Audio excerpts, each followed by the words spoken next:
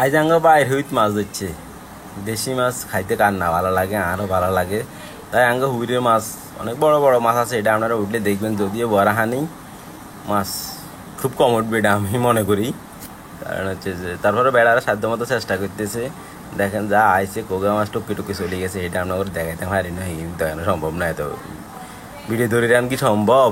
তো উঠতেছে মাছ, বেড়ারা জাল যাইতেছে, জালের ভিতরে মাছে হারাহারি লাফালাফি করতেছে, এটা আপনারা দেখবেন সামনের দিকে। তো বড় মাছ উঠছে, কিন্তু প্রথমে মিটকা মাছ গিয়ে 2 কেজি 2.5 কেজির মতো বড়। দেখেন কাতল মাছ হোক 3 কেজি 3.5 কেজি, রুই মাছ হোক 2 কেজি 2.5 কেজি। চান বড় বড় মাছ উঠছে, অনেক বড় বড় মাছ, সুন্দর লাগতেছে।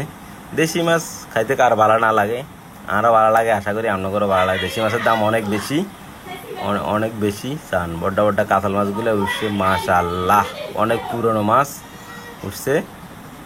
দেখেন এই যে মাছগুলো, মিকিট মাছগুলো অনেক সুন্দর। দেশি মাছ খাইতে ব্যাগের ভালো লাগে। আমরা কুড়ি কাটিয়ে ভাগ করে দিচ্ছি, যেহেতু বাঘের মাছ সেটা বাধ্য করতে